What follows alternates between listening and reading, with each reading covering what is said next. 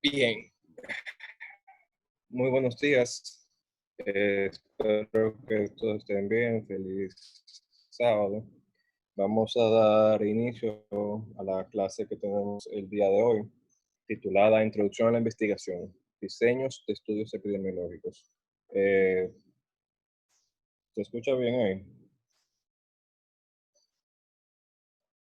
Sí, se escucha perfecto. Ok. Diseño de estudios epidemiológicos a cargo de un servidor, Jorge Hernández, 4 de Cirugía General, Hospital Docente Padre Villini y profesor de investigación de Pucamaima. Cabe destacar que, como se darán cuenta, esta presentación tiene los colores de mi alma mater, es porque la misma fue elaborada por la que fue mi jefa el tiempo que estuve allá, actualizada por un compañero mío y adaptada a esta situación por un servidor. Vamos a hablar un poco primero de lo que son diseños epidemiológicos, porque es importante conocerlo. Anteriormente no he hablado de diferentes maneras de hacer investigación, diferentes maneras de cómo llevar a cabo un protocolo investigativo, pero nunca no he hablado de lo que es un diseño epidemiológico. Un diseño epidemiológico se refiere directamente al tipo de estudio que yo voy a utilizar, ya que cada situación merece o debe utilizar un tipo de estudio diferente con análisis, creación, ideas, hipótesis diferentes para poder llevarlo a cabo. Nosotros como cirujanos podemos llevar a cabo cualquier tipo de diseño epidemiológico. Hay diseños epidemiológicos de esos que son ideales para un cirujano, que lo vamos a ver más adelante.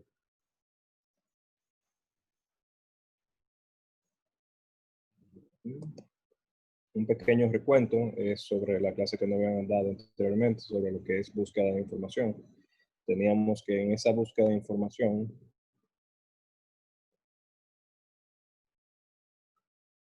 un segundito, por favor.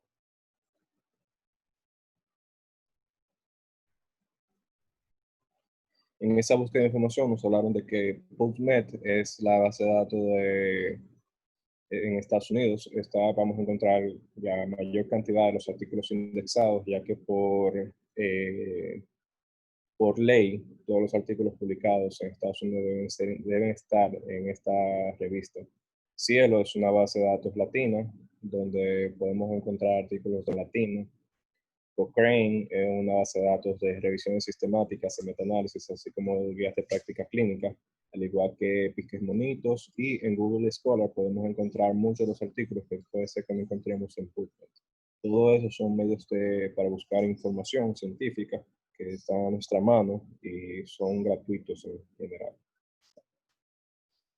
Asimismo, nos habían hablado anteriormente de que si vamos desde el punto más alto de la pirámide, los mejores estudios para uno poder asumir información son los metaanálisis, seguido por lo que son las revisiones sistemáticas.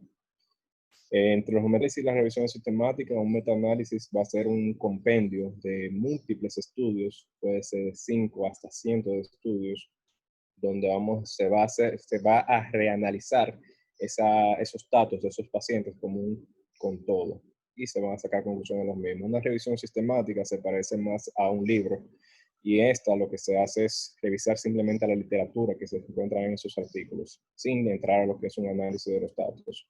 Le siguen lo que son los ensayos clínicos, que desde el punto de vista de un cirujano es el estudio de interés que uno puede realizar, ya que son estos estudios donde uno interviene a los pacientes y uno ve los resultados de los mismos. Seguido por lo que son los estudios de la causa al efecto, y voy a evaluar causalidad en los pacientes. Los estudios de caso y controles, que son estudios retrospectivos, donde voy desde el efecto a la causa, dígase hacia el pasado, para ver si esos pacientes estuvieron o no expuestos a lo que yo considero la causa. Le siguen lo que son los estudios transversales, que son estudios que son una fotografía en el tiempo, simplemente van a demostrar lo que es el presente, pero no pueden hacer una inferencia a lo que es el pasado o al futuro. Sí pueden evaluar una relación, pero no pueden hablarme a mí de causalidad. Ya al final de la escalera vamos a tener lo que son las series y reportes de casos, que van a ser en pequeña cantidad un caso, dos casos sobre algo que hayamos visto raro que podamos encontrar en nuestro medio.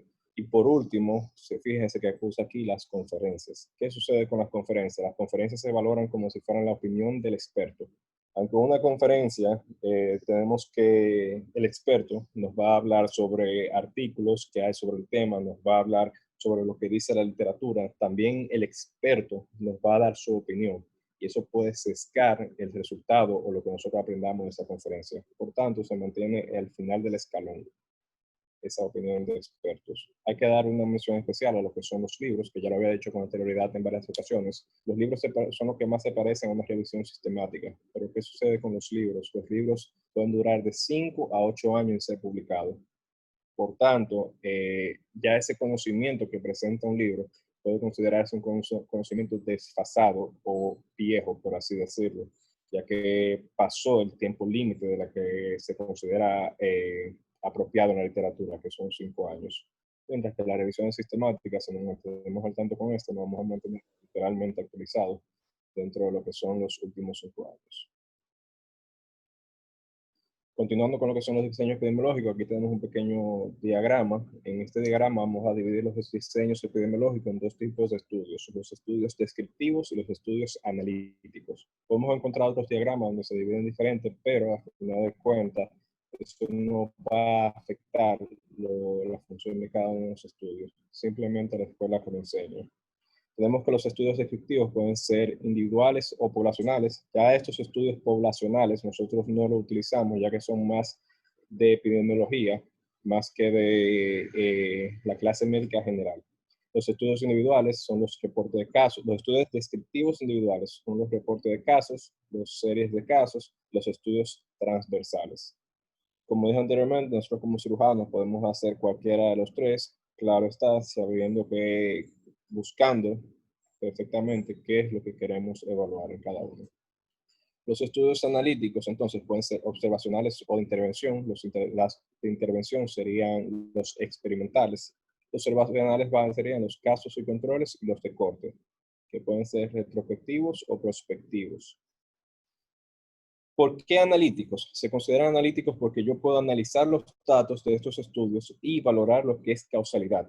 A diferencia de los estudios observacionales con los de intervención, en los observacionales yo no voy a tener ninguna manipulación de lo que es una variable, mientras que en los estudios de intervención yo puedo manipular lo que es la variable independiente para valorar lo que es la aparición de la variable dependiente.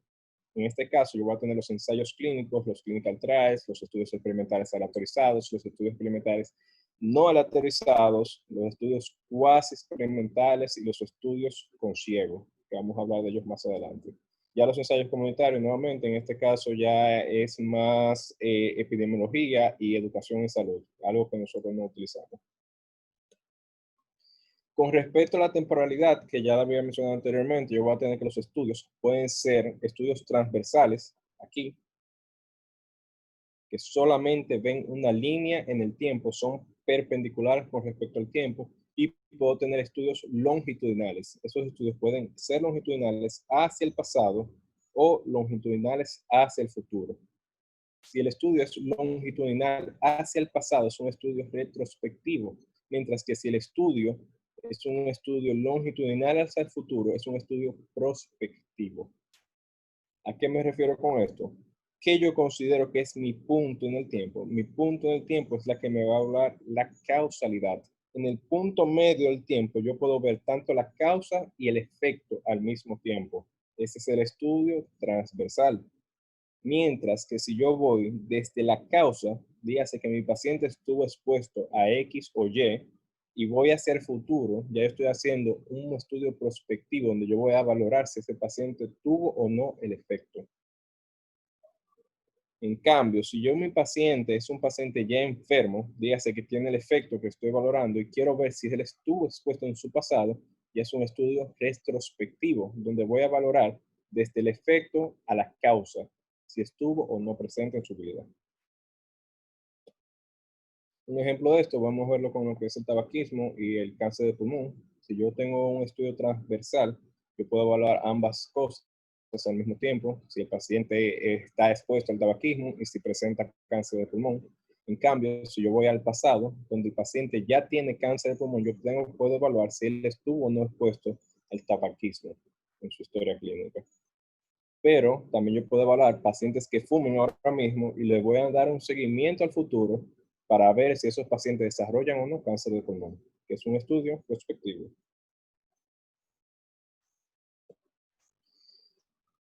A final de cuentas, todo esto me va a definir lo que yo quiero hacer en mi estudio, lo que yo quiero evaluar. ¿Cómo podemos hacer eso? Lo primero que tengo que tener pendiente es si mi estudio compara o no variables entre dos o más grupos. Si mi estudio no es capaz de comparar variables o no entre más grupos, quiere decir que mi estudio es un estudio descriptivo. Voy a describir la población. En cambio, si mi estudio compara variables en dos o más grupos, ya es un estudio analítico. Si esa variable que yo voy a comparar en ambos grupos es asignada por el investigador, dígase que yo puedo controlar esa variable independiente, ya es un ensayo clínico. En este caso van a caer los estudios de drogas, donde yo le doy al paciente un tratamiento, van a caer los estudios de procedimientos quirúrgicos, donde yo hago una intervención en los pacientes, van a caer también los estudios educativos, donde al paciente yo le doy una enseñanza y luego confirmo si el paciente aprendió o no, etcétera, etcétera, porque estoy controlando las variables. En cambio, si yo no controlo ninguna variable, sino que yo permito que las variables se desarrollen en su historia natural, ya es un estudio observacional. Y si yo soy capaz de evaluar lo que es la causa y el efecto, voy a tener desde el efecto a la causa los casos y controles, de la causa al efecto los cortes. Y si yo no tengo una direccionalidad, pero puedo evaluar ambas cosas, voy a tener los estudios transversales. Cabe destacar que anteriormente le había dicho que los estudios transversales eran estudios descriptivos. Yo puedo tener estudios transversales analíticos, pero ya eso es un poquito más complejo. Entonces, asimismo, como aumenta el poder de yo poder hacer inferencia en esos tipos de estudios, asimismo va a aumentar lo que es la solidez metodológica, dígase la complejidad de los estudios. Para ya hacer un estudio, un ensayo clínico o un diseño experimental, yo necesito más solidez y necesito un mejor protocolo que para ya hacer un estudio transversal o una serie de casos. Por tanto, la complejidad que yo obtenga a la creación de mi estudio va a ser recompensada con la validez que el mismo va a tener para yo poder hacer inferencias sobre la población. Esto es una parte más complicada de llevar a cabo en lo que es la investigación, ya que yo como investigador quisiera que todos mis estudios tuvieran una validez científica para yo hacer inferencias en la población, pero no todos los estudios pueden llegar a ese punto. Incluso hay estudios donde, aunque yo no pueda tener una validez científica para yo extrapolarlo a mi población, yo sí voy a tener lo que es un valor de ese estudio para futuras intervenciones. Vamos a hablarlo más adelante con lo que son los estudios transversales. Hablando directamente ya de lo que son los estudios descriptivos, vamos a tener que estos son diseños que nos permiten ver lo que es la distribución de las variables y nos permite entonces crear lo que son hipótesis para establecer lo que son cuadros clínicos y otros problemas de salud. ¿A qué me refiero? En este estudio yo no puedo asumir si el paciente va o no a presentar una enfermedad. Yo solamente puedo describir la población. Pero asimismo, este estudio descriptivo me va a permitir crear a mí lo que son hipótesis para yo poder crear luego esa inferencia que quiero en la población. Dentro de los estudios descriptivos tenemos lo que son los casos y controles. Un micrófono, por favor.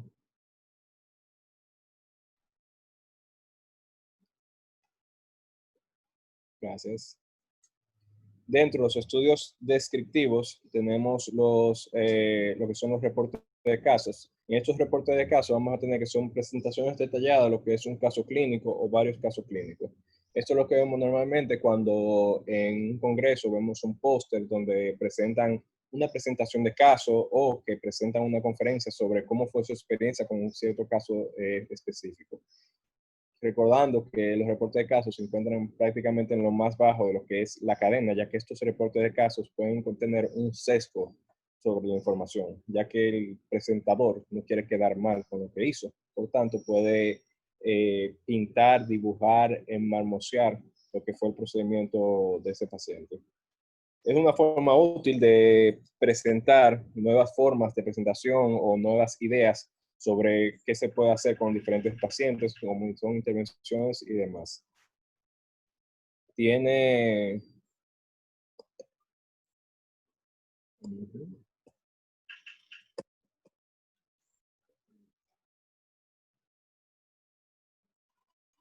con nuevas ideas y demás. Entonces, la serie de casos, que es un complemento de lo que es un reporte de casos, lo que va a trabajar es con 10 o más pacientes. A diferencia de la serie de casos, que de la reporte de casos yo puedo tener uno, dos o tres casos. Ya en una serie de casos ya yo tengo un pequeño análisis sobre lo que fue ese grupo de personas. Es adecuado para yo delimitar un cuadro, pero no es suficiente para yo poder extrapolar la población. Es como cuando me dice un cirujano, yo hago las cosas de tal manera y a mí me va bien. Esa es su serie de casos, pero él no podemos extrapolar la situación de sus pacientes a la situación de los míos. Vamos a tener que las fortalezas de los que son los reportes de serie de casos es que son fáciles de realizar, ya que no va a necesitar una utilización de un fondo económico. Tú vas a utilizar pacientes que ya tú conoces sin necesidad de tener que acercarte a otros pacientes que están fuera de tu liga o que tú no contienes en el momento. Es un sistema de vigilancia práctico y permanente en lo que son eventos raros, ya que un reporte de casos te va a permitir representar esos casos raros que, para la redundancia, son raros verlos en la población de estudio. Y pueden ser generadores de hipótesis, ya que si yo veo que algo sucedió en un reporte de casos, yo puedo valorarlo en otro tipo de estudio para considerar si también ocurre en la población. Pero no puedo extrapolar los datos de estos pacientes a una población. De las limitaciones de los mismos están que son un grupo pequeño y altamente seleccionado, por lo que ya dijimos anteriormente, son casos raros y son muy susceptibles a presentar lo que son los sesgos y los diversos factores de confusión, por lo que ya había dicho anteriormente. Por ejemplo, que el cirujano no presente la evaluación tal cual la hizo en el paciente, que cambie la línea de tiempo para mejorar cómo se ve ante la sociedad y que haga un sesgo de información en el resultado final de sus estudios. No pueden probar hipótesis, por lo que ya habíamos dicho anteriormente. Ya pasando a lo que son los estudios transversales, dentro de los estudios descriptivos, los transversales son los más grandes. Estos van a tener una información que se recolecta en un solo punto de tiempo, como ya hemos dicho anteriormente, son una fotografía en el tiempo, no un video ni hacia atrás ni hacia adelante. Ven tanto la exposición como la enfermedad al mismo tiempo en el mismo punto, en el mismo punto del estudio. Ellos pueden describir, miren cómo se marca aquí, describir asociación entre la exposición y la enfermedad, pero no pueden asumir causalidad. Yo puedo decir, la variable A está relacionada con la variable B, pero ambas dentro, yo no puedo decir que una causa la otra, aunque nos parezca lógico como médicos que somos, porque el estudio no es capaz de hacer esto por sus limitantes en su protocolo. Aquí vemos un pequeño diagrama, lo que es un diseño transversal. Lo primero es que vemos que el tiempo, miren la esfera del tiempo, está igual, arriba, abajo. Dígase que me evalúa el presente. Es una foto en el tiempo. Vamos a tener una población. De esa población voy a tomar una muestra representativa.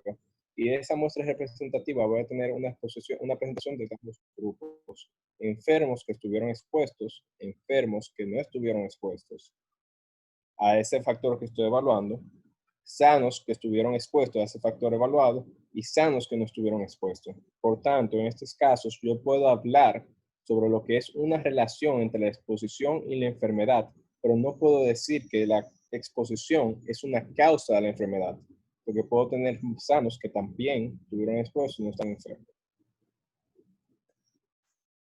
Entre las fortalezas de estos estudios tenemos que son estudios de bajo costo y fáciles de realizar. Recuerden lo que había dicho anteriormente, mientras más bajo estemos en la pirámide, menor costo y un protocolo menos intenso se encuentra para tú poder realizar estudios.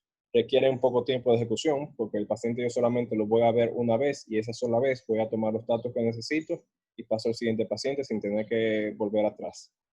La información se puede obtener a través de lo que son cuestionarios y se puede utilizar base de datos secundarias, lo que son los récords clínicos o base de datos de otros médicos, y puedo hacer asimismo un estudio transversal. Proporciona lo que son estimadores de prevalencia. En estos estudios También se conocen como estudios de prevalencia porque son los estudios donde yo puedo valorar qué tanta cantidad de pacientes se encuentra enfermo en el momento. Y me va a hablar de una prevalencia en esa población de X enfermedad. Permiten estudiar varias enfermedades de su exposición al mismo tiempo, por lo cual te permite crear hipótesis sobre cuál es la exposición que está relacionada o no con una cierta enfermedad. Y siempre va a haber un buen control de lo que es la selección de los sujetos del estudio, ya que los sujetos del estudio lo voy a tomar en una población finita, con una muestra finita, sin tener que tener criterios exclusivos para entrar a esos pacientes en el estudio. La debilidad es que no voy a haber relación causal, como ya había dicho anteriormente. Y desde cuando se identifica algún tipo de asociación, yo no puedo hablar sobre si el paciente es o no un factor de riesgo, como hablo en otros diseños epidemiológicos, sino solamente lo que es la relación entre ambas variables. La exposición, entonces, es vulnerable a lo que son los errores de medición en este caso, ya que estos pacientes voy a tener que pueden o no recordar si estuvieron expuestos o no en su pasado, y esto va a afectar lo que es la medición de esa exposición en la finalidad del estudio. Los sesgos de selección que pueden ocurrir cuando las personas son incluidas por participación voluntaria y no aleatoria. Por ejemplo, yo voy a la consulta de cirugía y voy a incluir todos los pacientes que van a la consulta de cirugía dentro del estudio. Ya eso es una participación voluntaria donde yo no hice un azar para seleccionar a estos pacientes. Esto puede hacer que mi población se sesgue hacia un lado de la balanza. El sesgo de información ocurre cuando los datos que yo voy a obtener de esos pacientes son poco verídicos e incompletos. Y esto se ve más cuando el paciente quiere complacer al entrevistador. Yo estoy haciendo una encuesta y yo le estoy diciendo al paciente las opciones que tiene el paciente y él busca en mi cara una reacción a la respuesta que él me dé. Esto va a hacer que todas las respuestas que el paciente me dé luego sean sesgadas hacia complacer lo que yo estoy diciendo, probablemente para acelerar el proceso de la encuesta o simplemente para salir del paso. Pasando ya a los estudios analíticos, los casos y controles, vamos a tener que son diseños que vamos a ver desde el paciente, desde el efecto a la causa. Esto nos va a ir desde lo que es el presente al pasado, haciendo que el estudio sea un estudio retrospectivo, donde una enfermedad voy a evaluar hacia el pasado las diferentes causas que el paciente pudo o no estar expuesto. Como su nombre indica, casos y controles, en estos estudios voy a tener un grupo casos, que son los pacientes enfermos, y un grupo controles, que son los pacientes no enfermos. El control, valga la redundancia, sirve para controlar las variables que vemos en esos casos y poder compararlas. Así evitamos lo que son las variables confusoras. Por tanto, normalmente cada control va a estar apareado a lo que es un caso. Si yo tengo un paciente masculino de 30 años de edad con un índice de masa corporal de 27, lo ideal sería tener asimismo en mi control un masculino de más o menos 30 años de edad y un índice de masa corporal de más o menos 27. Y ahí ya estoy controlando tres variables: sexo, edad y índice de masa corporal. Las características de estos estudios es que son analíticos, como he dicho anteriormente, pero no experimentales, ya que estos pacientes yo puedo observar las variables, pero no voy a controlarlas. En estos pacientes, asimismo, puedo evaluar lo que son relaciones causales. En esos casos voy a evaluar lo que es el OR o Odds Radio, que me habla de coeficiente de probabilidades de que esos pacientes presenten o no enfermedades, pero ya eso vamos a hablarlo en otra clase de asesoría futura, para el futuro análisis que ustedes puedan hacer. Como dije anteriormente, es no experimental, ya que no manipula ninguna variable dentro del estudio. Vamos a ver este diagrama, donde tenemos la fuente. Miren aquí el tiempo, donde ya yo estoy en el presente y voy hacia el pasado. Esa población fuente voy a dividirla en dos grupos. Voy a tener una población que me va a dar los casos y una población que me va a dar los controles. Los casos son pacientes que están enfermos, mientras los controles son pacientes que están sanos. Esos casos, entonces, yo voy a valorarlos para ver si esos casos estuvieron expuestos. Pero asimismo, yo voy a encontrar casos donde el paciente dice que no estuvo expuesto a ese factor de riesgo que estoy evaluando. Los controles va a suceder lo mismo. Voy a tener controles que sí me dicen que sí estuvieron expuestos a esos factores, pero no desarrollaron enfermedad. y voy a tener controles que no tampoco estuvieron expuestos y no desarrollaron la enfermedad.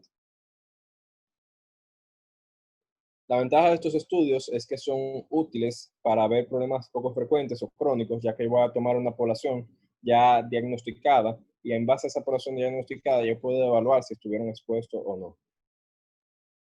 Yo puedo estudiar diferentes factores de riesgo en esos pacientes, pero solamente una enfermedad. A diferencia de los estudios de corte que vamos a ver más adelante, donde yo puedo estudiar una sola causa y múltiples enfermedades. Son estudios rápidos para elaborar y conducir, ya que no tengo que dar un seguimiento a esos pacientes, solamente evalúo el paciente y evalúo el pasado del mismo. Lo más difícil de estos pacientes, de estos casos, es que de estos estudios, es que tengo que buscar los controles para los casos, que eso lo puede complicar un poco más tratando de controlar esas variables confusoras. Son estudios que consumen menos tiempo y dinero en relación con otros estudios, ya que no existe el seguimiento. La desventaja, no produce un estimador directo. El odds ratio o OR no es lo mismo que el riesgo relativo, que es un estimador directo de causalidad, pero al mismo tiempo sí se pueden valorar los datos de estos. No son útiles para valorar otros efectos de la exposición, ya que solamente estoy evaluando ya los enfermos, estoy evaluando un efecto finito. Entre los sesgos vamos a tener que los sesgos más importantes son el sesgo de entrevistador, la mala clasificación diferencial y el sesgo del entrevistado. El entrevistador, vamos a tener que este sesgo ocurre cuando el entrevistador, dígase yo, voy a dirigir las preguntas a ambos grupos. Cuando le digo al paciente, mi don, ¿verdad que usted fumaba, verdad? Ya yo estoy sesgando o dirigiendo la pregunta a ese paciente. Entonces, esto se hace inconscientemente en la mayoría de los casos porque el entrevistador quiere confirmar su hipótesis. Por tanto, yo estoy dirigiendo esos datos para que los datos que me dé ese paciente vayan a mi confirmación. También puedo tener una mala clasificación diferencial. Eso tiene lugar cuando la forma de obtener información entre los casos se hace más diferente a los controles. Al momento de yo como entrevistador, sé que yo estoy evaluando un caso, dígase un paciente ya enfermo, mis preguntas van a ser diferentes para ese caso que las que van a ser para el control. Nuevamente van a ser inconscientemente por el simple hecho de yo saber que el paciente está enfermo y que el control está sano. Por tanto, la manera en cómo yo indago puede ser que cambie entre ambos grupos.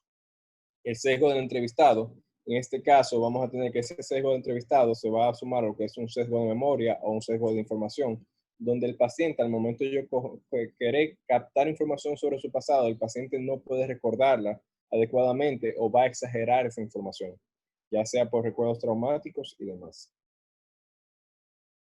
Es entrevistado, como dije, entre información y memoria, se va a compartir. Ya los estudios de cortes es un diseño epidemiológico, observacional y analítico, donde voy a observar la población, pero no voy a controlar ninguna variable. Es un estudio que tiene mayor valor o cercanía a lo que es la búsqueda de asociaciones causales, sin incluir lo que es una manipulación de ninguna variable, ya que en estos pacientes yo puedo evaluar lo que es la historia natural de una enfermedad, desde la exposición hasta el efecto. También se conocen como estudios de incidencia, donde yo puedo evaluar qué tan común es que aparezca una enfermedad en una población ya expuesta. Lo principal en estos estudios es que los estudios de cortes vamos a evaluar la presencia o no de un efecto en base a si el paciente estuvo o no expuesto a los factores de riesgo de interés. Dígase que yo puedo evaluar si el paciente, estando expuesto a ese factor de riesgo, presenta o no la enfermedad, y sin estar después expuesto a ese factor de riesgo que yo considero, presenta o no la enfermedad tal cual. Al final de dicho seguimiento vamos a tener pacientes que van a desarrollar la enfermedad sin estando expuestos y pacientes que no estuvieron expuestos que también pueden haber desarrollado la enfermedad. ¿Cuáles son los requisitos para hacer un estudio de corte? Recordando lo que dije anteriormente, mientras más exigencias voy a tener. Vamos a tener que son pacientes donde tengo que tener una fecha de entrada y una fecha de salida en esos pacientes. pacientes donde tengo que indicar el tiempo que dura el seguimiento. Puede ser que esos pacientes tengan un seguimiento tan largo que yo no sea capaz de ver la causa, pero no sea capaz de ver el efecto, pero puede ser que el tiempo de seguimiento sea tan corto y que yo tampoco pueda evaluarlo. ¿A qué me refiero? Si yo voy a dar un seguimiento por un año a pacientes para valorar eh, la recidiva de su cuadro oncológico, probablemente yo no puedo evaluarlo en esos pacientes solamente a un año, sino que esos pacientes tengo que evaluarlo hasta 5 años. En cambio, en los pacientes yo quiero evaluar la recidiva de una herniorrafia incisional. Según la literatura, con 6 meses de seguimiento ya yo puedo evaluar si esa herniorrafia es recidiva o no. Pero si mi seguimiento yo no lo hago justamente a los 6 meses, yo no voy a ver esos pacientes que recidivaron el primer, segundo y tercer mes. Es cuestión de cuántas seguimientos yo le doy a esos pacientes. Lo voy a explicar un poco mejor más adelante. Es muy importante definir cuál es mi variable principal, qué es lo que yo quiero medir, ya que esto es lo que me va a valorar a mí si yo voy a ver la variable o no. Y asimismo, como la periodicidad de esa medición, que es lo que me refería anteriormente. Si el paciente yo no le doy un seguimiento constante a dicha variable, yo puede ser que pierda el momento en el que la variable apareció y por tanto no voy a ver esa relación de causalidad desde la causa al efecto por el tiempo donde la veo. Las exposiciones pueden ser concurrentes o confusoras. ¿Cuál es una exposición concurrente? Es un paciente que estuvo expuesto a cierto factor de riesgo, dejó de estar expuesto y volvió a exponerse. Esto puede cambiarme lo que es los factores causales y pueden ser confusoras, que son esas variables donde yo no estoy evaluándola en el momento, pero el paciente va a tener esas variables. Por eso es muy importante en un protocolo de investigación yo tener un control de lo que son esas variables confusoras. Un ejemplo de esto es lo que hemos visto ahora mismo con lo que es el COVID, donde salen muchos artículos hablando sobre el efecto o no de medicamentos sobre la enfermedad y luego estos artículos son refutados y no tienen un uso o una función dentro de lo que es el tratamiento de la patología. Lo que sucede en estos casos es que la cantidad de variables confusoras es tan grande que tú puedes creer que el medicamento A está haciendo un efecto en el paciente, mientras no es el medicamento A, sino otras variables que el paciente contiene o otros medicamentos utilizados lo que hacen el efecto. Ya son variables confusas, hay que tener mucho cuidado con ellas. En los diseños de corte, entonces voy a tener que voy desde el pasado hacia el futuro. Y esos pacientes voy a tener una población que se debe encontrar, voy a tener una población donde puedo tener pacientes sanos y enfermos, donde voy a sacar lo que son los pacientes enfermos y solamente me voy a quedar con los pacientes sanos. Esos pacientes sanos voy a tener voy a tener pacientes expuestos sanos y pacientes no expuestos sanos. Y desde aquí voy a ver si esos pacientes producen la enfermedad, esos pacientes sanos que tuvieron expuestos produjeron la enfermedad o no la produjeron. Asimismo, como la población no expuesta, que puede producir la enfermedad sin estar expuesta y no producir la enfermedad cuando no está expuesta. Esto que tenemos aquí son pacientes que se pierden en el tiempo. Esto es algo que sucede en los estudios de corte. Son pacientes que en el seguimiento no vuelven a la consulta, son pacientes que lo llaman y desaparecen, son pacientes que mueren, son pacientes perdidos. Que eso es una de las desventajas de este estudio, ya que si se pierde una gran cantidad de pacientes, el estudio pierde validez y por tanto el tiempo invertido no sería nada.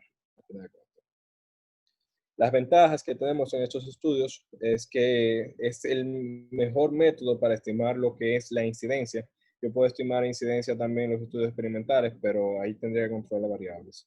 Permiten describir lo que es la historia natural de la enfermedad, porque voy a verla desde la exposición hasta la aparición de la misma. Y puedo valorar lo que es una relación temporal verificable entre lo que es la causa y el efecto, ya que voy a ver los pacientes sin presencia del efecto, a veces desarrollan o no el mismo bajo las causas ya establecidas. Hay muy bajo riesgo de presentar lo que es el sesgo de selección, ya que los pacientes simplemente se van a seleccionar como pacientes no enfermos, lo cual no me va a afectar la selección de los mismos. Y no hay un sesgo de memoria, ya que estos pacientes no van a olvidar su historia, ya que yo estoy viviéndola con ellos, con un seguimiento. Yo voy a tener un uso adecuado de lo que son las muestras biológicas, ya que yo no voy a trabajar en base a resultados de otros médicos que no son parte del equipo de estudio, sino que voy a trabajar esos resultados en base a los médicos y los medios parte del equipo de estudio. Por tanto, no voy a tener un sesgo de laboratorio, ni un sesgo de quién fue que manejó, ni un sesgo del operador de esa muestra. Y en esos casos, a diferencia de los estudios experimentales, yo no tengo que dejar de tratar un grupo porque simplemente estoy viendo la historia natural de la enfermedad. Las desventajas son muy costosos. El seguimiento que hay que darle a un paciente, eso consume tiempo, consume dinero y es muy costoso darle esos seguimientos largos a esos pacientes. Van a requerir mucho tiempo, incluso años, según lo que queramos hacer. Y puede haber una posibilidad de lo que es la pérdida de sujetos durante el seguimiento. Como dije, el paciente es dueño de su vida. Muchas veces el paciente decide no volver a la consulta porque simplemente entiende que no tiene que hacerlo y no va a cogerte el teléfono ya porque también entiende que ya logró lo que quería contigo. Entonces, se te pueden perder en lo que es el seguimiento. Son muy difíciles de reproducir ya que estos estudios, si son de larga data, vamos a tener que los métodos diagnósticos pueden ser que cambien en un futuro y por tanto la reproducción de estos estudios se puede complicar en lo que es llevarlo a cabo en otro medio. Entre los sesgos que tenemos, el sesgo de selección, vamos a tener que esto es una consecuencia de lo que es la pérdida de seguimiento, ya que voy a tener grupos disparejos, porque voy a perder puedo llegar a perder muchos pacientes de un grupo y hacer que no sea comparable con el otro grupo. El sesgo de memoria, vamos a tener que esto lo vamos saber cuando el tiempo entre una medición y la otra es inadecuadamente largo. El ejemplo que di anteriormente con la recidiva en las hernias. Si yo no soy un seguimiento, si mi seguimiento es demasiado largo con esos pacientes, yo no voy a ser capaz de ver cuando ocurra el evento. En cambio, si mis seguimientos son muy cortos con esos pacientes, yo sí voy a ser capaz de saber el momento exacto en el que ese paciente hizo su recidiva. Pero asimismo, si ese seguimiento es corto, voy a tener más gastos de tiempo y dinero. El sesgo de la información que vemos en este paciente es que el conocer que el paciente ya estuvo expuesto, el que yo conocer esa información, podría sesgarme lo que es la medición del efecto. Porque al yo saber que el paciente ya estuvo expuesto, yo voy a estar esperando que el paciente presente el efecto, lo cual como investigador va a sesgarme como yo me manejo con dicho paciente. Ya en la última parte, lo que es la presentación, sé que es mucha información. Vamos, o sea, tenemos la ronda de preguntas al final, espero que la hayan anotado todo. Vamos a tratar de contestarlo tal cual ustedes tengan sus dudas. Los estudios experimentales, ya para concluir, vamos a tener que lo que nos interesa a nosotros como cirujanos son los estudios clínicos aleatorios. También podemos tener estudios clínicos no aleatorizados. Son el diseño ideal para evaluar lo que es efectividad y efecto adverso de intervenciones nuevas en grupos humanos. Esos son los estudios donde, por ejemplo, la vacuna ahora mismo del COVID se encuentra en fase 1, fase 2, fase 3, etcétera, etcétera, etcétera. Estas son las diferentes fases donde se evalúa si la vacuna es efectiva y cuáles son los efectos adversos que puede tener en un grupo de personas antes de llevarla a comercial. El propósito de estos es proporcionar al médico la información necesaria para prescribir tratamientos oportunos y apropiados para su paciente. Por tanto, yo puedo tener que estos estudios o son terapéuticos o son preventivos. Asimismo, estos estudios terapéuticos me van a servir para probar la eficacia de una intervención, tratamiento o procedimiento, colecistectomía abierta mientras colecistectomía laparoscópica, eh, algún tratamiento antihipertensivo o anticoagulante en dichos pacientes, etcétera. Preventivos, donde mi idea es prevenir la aparición de un evento, antibióticos profilácticos, o no utilizar antibiótico profiláctico ante un procedimiento, por ejemplo, ya eso sería preventivo. Y asimismo, entonces, yo voy a tener que el diseño de estos estudios, vamos a tener una población de estudios, una asignación aleatoria en lo que son los pacientes del tratamiento A y el tratamiento B, y voy a evaluar si existe o no el efecto en ambos grupos. Hay algo que destacar aquí. Nosotros como cirujanos, esa selección aleatoria es un poco complicada, ya que a los pacientes de cirugía son pacientes muy seleccionados. Muchas veces yo puedo decidir tratar a un paciente con un procedimiento A y a otro paciente con un procedimiento B, pero muchas veces eso va a depender de la anatomía del paciente, del estadio de la enfermedad y demás. Por tanto, eso es algo un poco complicado conseguirlo nosotros como cirujanos, al igual que los ciegos. Las fortalezas y debilidades, vamos a tener que las fortalezas es que son la mejor medida para evaluar una reacción causal, ya que yo estoy introduciendo y controlando la variable que yo quiero ver, entonces voy a valorar su efecto en la misma. Son diseños para que permitan un mejor control de lo que son las variables, pero así mismo como permiten un mejor control de la misma, exigen un mejor protocolo para controlarla. Se pueden medir múltiples resultados. Las debilidades es que son de altos costos. Los puntos éticos son un problema. Si yo sé que el tratamiento A es mejor que el tratamiento B, ¿por qué yo le estoy dando tratamiento B a mis pacientes? Ahí está el punto moral y ético en estos casos.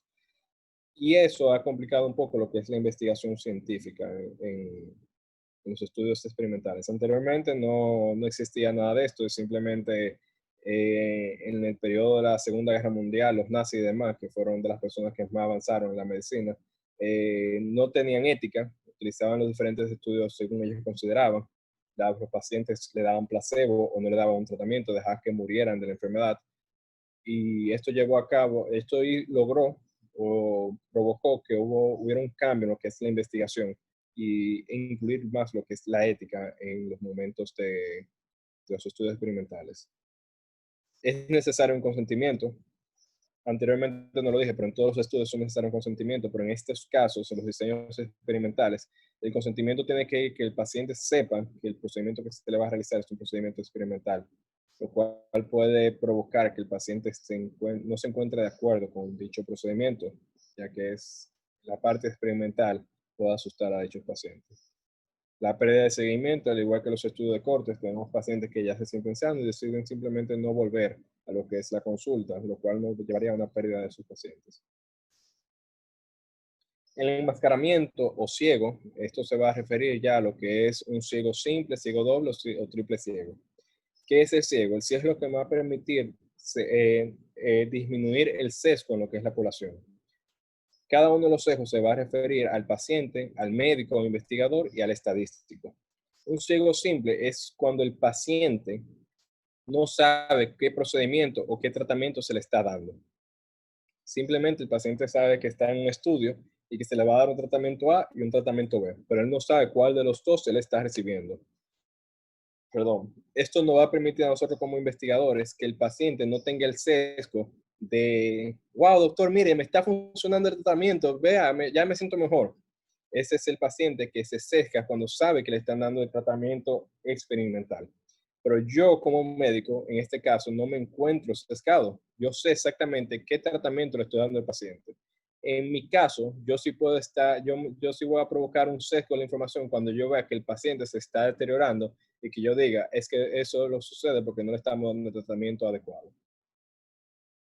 Y el estadístico tampoco está sesgado, ya en el que maneja los datos directamente. En el doble ciego, entonces, en este caso, el médico si está enmascarado, el médico no sabe qué tratamiento se le está dando al paciente, entonces no va a poder inferir si el paciente se encuentra mejor o peor en base al tratamiento. Pero el estadístico, que es el que sí maneja esos datos, no está sesgado, no tiene un ciego y por tanto él va a saber que el paciente mejoró o no en base al tratamiento que se le dio. Ya en el triple ciego, hasta el estadístico se encuentra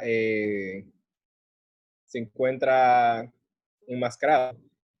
Pero en estos casos, para poder llevar a cabo lo que es un análisis de la información, se va a contratar una empresa externa. Y esa empresa externa es que va a dar lo que son los resultados finales. Eso ya es un poquito más complejo. Eso lo vamos a ver ya en grandes farmacéuticas cuando evalúan la salida de nuevos medicamentos al mercado. Eso es cuanto. Algunas consideraciones finales. Dije anteriormente que el mejor estudio para un cirujano es el ensayo clínico aleatorizado, ya que ese es el que va a poner en práctica todos nuestros conocimientos en parte de lo que son los procedimientos quirúrgicos. Por eso no quiere decir que los otros estudios no podemos realizarlos. Cada uno de esos estudios va a tener una función dentro de la literatura. Cabe destacar que cada estudio no busca hacer un estudio nuevo. Vamos a sacar la palabra nuevo o nueva de nuestro léxico. Lo que buscamos es que los estudios sean innovadores. ¿Qué es un estudio innovador? Es un estudio donde yo puedo ver algo diferente en una población ya estudiada. La literatura está llena de artículos en muchas partes del mundo, pero asimismo está llena de baches o dudas en la información que nosotros no hemos podido responder, cosas que nosotros podemos hacer con nuestros estudios. Comenzando de lo que son los estudios descriptivos, bien sencillo, avanzando a los estudios analíticos y finalmente los estudios experimentales. Asimismo, hay que destacar que cada nivel de esos estudios va a tener un beneficio para lo que es la investigación. Probablemente no puedo extrapolar los datos de esos estudios a una población más grande, pero esos estudios me van a servir para crear hipótesis en dichos pacientes para futuras intervenciones. Gracias por su atención.